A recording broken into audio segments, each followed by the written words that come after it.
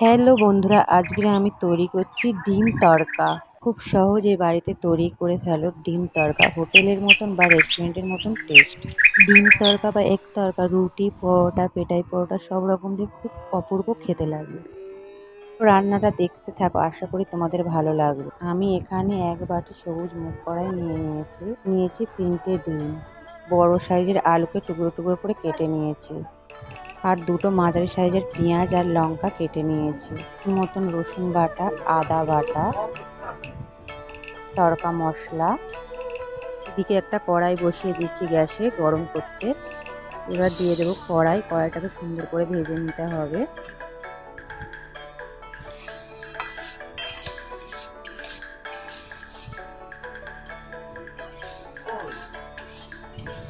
কড়াইটা প্রায় আমাদের ভাজা ভাজা হয়ে গেছে, লালচে একটু কালার এসছে দেখো। একটা পাত্রে জল নিয়ে কড়াইটাকে সুন্দর করে ধুয়ে নিতে হবে।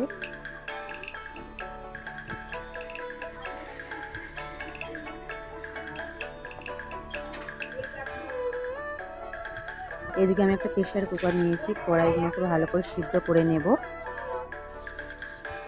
কিছুটা পরিমাণ জল দিয়ে প্রেসারে 3টে সিটি দিয়ে সিদ্ধ করে নিতে হবে।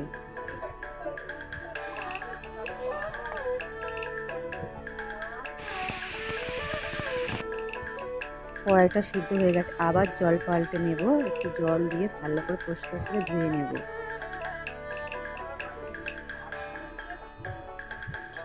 এদিকে একটা কড়াই বসিয়ে নিয়েছি, কড়াই গরম হয়ে গেছে। এবারে দিয়ে দেবো সর্ষের তেল।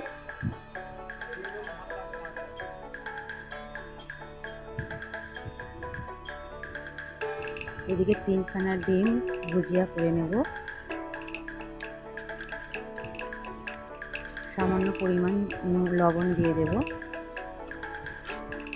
দিয়ে সুন্দর করে এটাকে ভেজে নিতে হবে। ভাজা প্রায় আমাদের কমপ্লিট, এবারে এটাকে তুলে নেব। আবার কড়াইটা বসিয়ে দেব পরিষ্কার করে। কড়াই গরম হয়ে এসছে, এবার দিয়ে দেব সর্ষের তেল।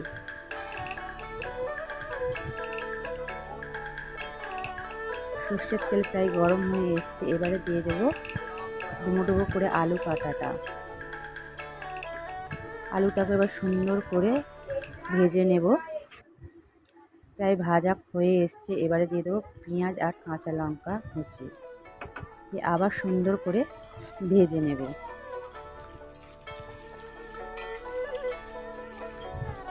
ভাজা প্রায় আমাদের কমপ্লিট, এবারে দিয়ে দেব রসুন বাটা।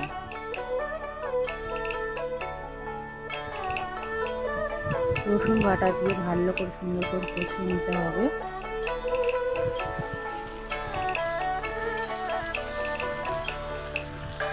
কষানো প্রায় আমাদের হয়ে এসছে, এবার দিয়ে দেবো আদা বাটা।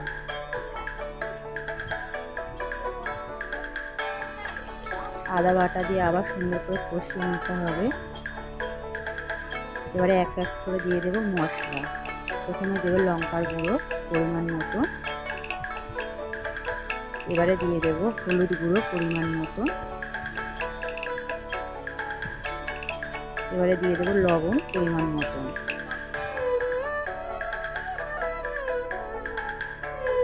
দিয়ে কষিয়ে নিতে হবে। এবারে দিয়ে দেবো ডিমের ভুজিয়াটা, দিয়ে এবার সুন্দর করে নাড়াচাড়া করে কষিয়ে নিতে হবে। কিছুক্ষণ কষিয়ে নেওয়ার পরে এবারে দিয়ে দেবো সিদ্ধ করা কড়াইটা।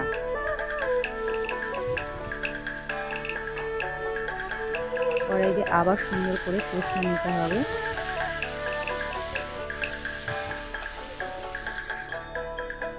এবার দিয়ে দেবো তড়কা মশলা সামান্য পরিমাণ।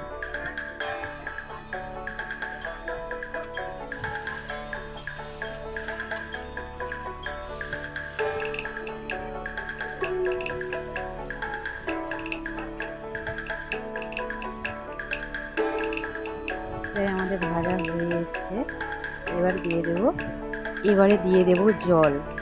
জলটা আমি হালকা গরম করে নিয়েছি।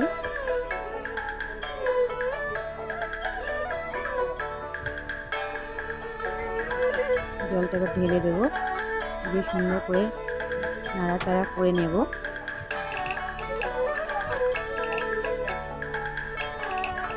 নাড়াচাড়া করে একটা ঢাকনা নিয়ে ঢাকা দিয়ে দেব সিদ্ধ করার জন্য। 5 মিনিটের জন্য সিদ্ধ করে নেব। সিদ্ধ হয়ে গেছে। এবারে দিয়ে দেব সামান্য চিনি। চিনি দিয়ে আবার সুন্দর করে নেড়ে চেড়ে নেব।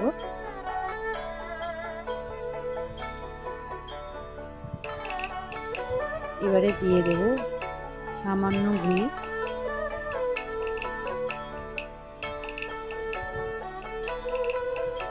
এবারে দিয়ে দেব সামান্য পরিমাণ তড়কা মশলা।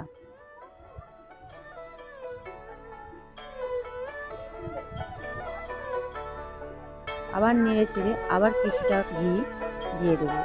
দিয়ে দিলেই আমাদের তড়কা, ডিম তড়কা রেডি। চলো, ভিডিওটা কেমন লাগলো বলো, আর ভালো লাগলে অবশ্যই লাইক কমেন্ট শেয়ার করো। ততক্ষণ টাটা, ভালো থেকো, সুস্থ।